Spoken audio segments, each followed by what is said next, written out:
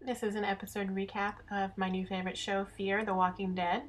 Beware, this will obviously be full of spoilers. If you're interested in a general overview, check out my intro video. I'll try to make this video a little shorter than last time.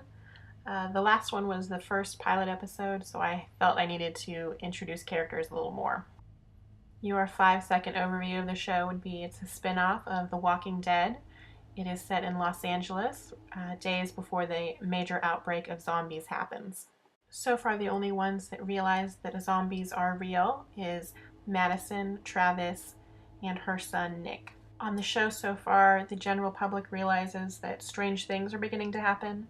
In 11 states, there are outbreaks of a flu-like epidemic that makes people act violent. There has been a video of a severely injured person getting up and attacking police officers and being shot multiple times. Our show opens with the high school, which is totally empty and creepy because school has been closed. And then Alicia goes to visit her sick boyfriend Matt at his house. She hasn't heard or spoken to him in almost 2 days, and she gets to the house and things are knocked over and you think, uh-oh, he's already dead. Then you have the opening credit sequence. Then you cut to Travis, Nick, and Madison freaking out after killing Calvin Zombie. They drive away quickly in the truck.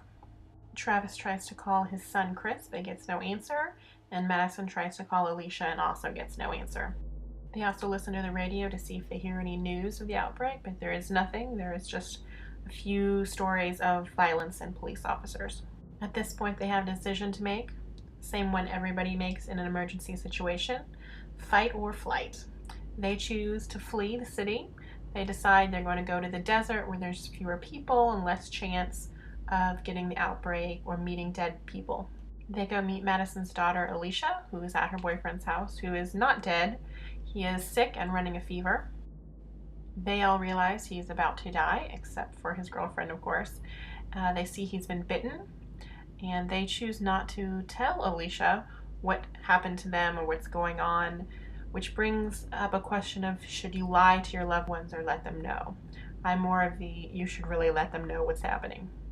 Her boyfriend kind of realizes he's very ill and is going to die and decides to tell her that he'll be fine, his parents should be home later that day, they'll take care of him, and that she should go.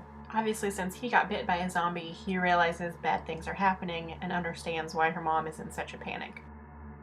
Meanwhile, Travis's son Chris is riding the public bus home from school and ignoring his father's calls, and he hears that a homeless man has been shot multiple times downtown, and so everybody on the bus gets off to go see what's happening. At this point, I'll say, if there's an emergency happening and your kids aren't answering their phone, why wouldn't you be texting them, because you know they would read that?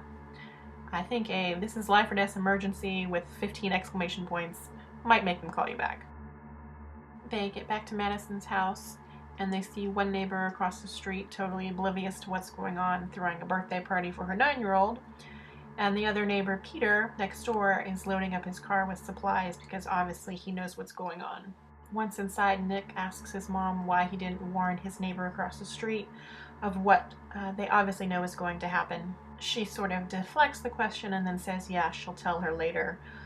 Obviously, it's the whole self-preservation. The more people I tell, the more panic will spread, the harder it will be to get out of the city. But that is somebody you know.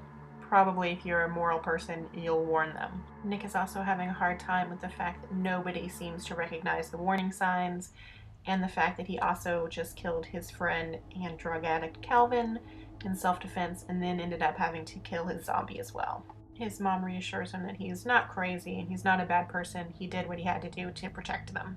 Then we have mistake number 1. They're in their house, they're getting ready to leave, but there's no sense of urgency. It should be a 5-minute, grab all the food and water you can, pack it in the truck, let's go, go, go. And then mistake number 2, they decide to split up. Travis goes to try to get his wife and son, while the rest of them stay home. At least Travis says if he's late, leave without him. Realizing her son is a heroin addict and about to go through major withdrawals, she tries to call in a prescription to the pharmacy, gets no answer from her doctor or the pharmacy, and decides to leave her teenage kids at home during a zombie outbreak while she goes to the high school to get some contraband drugs. And finally, Travis manages to talk to his ex-wife Liza on the phone, trying to say he's going to come get them, that something's wrong. She's not listening. He's not explaining well. I imagine it's kind of hard to not say, the world is ending, without sounding like a total crazy. So he's trying to keep it important, but not crazy.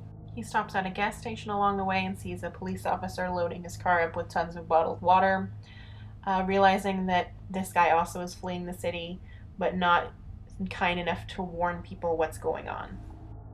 Her son Chris has gotten caught up downtown in a mob against the police and brutality, and he's trying to be a good kid and do the right thing and video police brutality, not realizing that they're fighting a zombie and that he's putting his life in danger. At the high school, Madison runs into my favorite character, the teenage kid Tobias, who's come to the high school to steal all the non-perishable food from the cafeteria since it is an emergency. They run into the zombie of one of the principals, and she still doesn't realize that he's a zombie and not just an ill person. But Tobias knows and tries to stab him. He gets pinned down, and Madison ends up saving him by hitting the zombie with a blunt object. You have to remember, in this universe, zombie movies don't exist, so people don't realize yet you have to destroy the brain or decapitate them in order to get them to really die. Back to Travis and his ex-wife. They finally get a hold of their son, who tells them he's at a protest downtown. They leave to go get him. They manage to find their son Chris, and they see the dead body of the homeless man and the hazmat coming out and the police line, and they realize things are getting rapidly very bad. This protest is turning into a mob and a riot, and so they start running away. They end up taking shelter in a barber shop. The owner of the barber shop, Mr. Salazar, didn't really want to let them in, but his wife convinced them. Now we meet the rest of the supporting cast. This is Daniel Salazar, the owner of the barber shop, his wife Griselda, who doesn't speak much English and is very religious, and their daughter Ophelia, who speaks very good English, having been raised mostly in the United States. Having no other exits and not being safe to go outside into the riot, they all decide to stay in the barbershop and wait it out. Meanwhile, Alicia and Nick are still at home. He's going through withdrawals and throwing up. She decides she wants to leave to go take care of her sick boyfriend, Matt. He tries to stop her without outright explaining that zombies are real, and finally ends up having a seizure, so she has to stay. Madison finally returns from the high school with some pain medication. She had offered that teenage kid Tobias a place to stay, but he said he would be fine. They did leave the high school without any of the non-perishable food. Madison does talk to her boyfriend Travis on the phone. He tells her they're downtown in a barber shop, but doesn't give specifics, and says that they should leave without him because they don't know how long the riot will continue. She's still upset from killing her first zombie and says she'll wait for them. Alicia even asks her mom why she's upset and crying, and her mom doesn't tell her. It's nighttime by now, and they have no electricity and very sporadic phone lines. They hear screams outside and see one of their neighbors killing the mom of that 9-year-old girl who was having a birthday party. Alicia wants to run outside to try to help, but her mom stops her. I will say overall I did enjoy this episode. There was good acting. You got to meet some new characters. The music is awesome. It has a very foreboding but still kind of pretty Nine Inch Nails feel to it. This entire episode is kind of about the idea of how things can fall apart and how people are not prepared or aware of what's going on around them. It also deals with the themes of lying to people, how to protect yourself, how to protect your neighbors, what's that line of morality of when it's okay.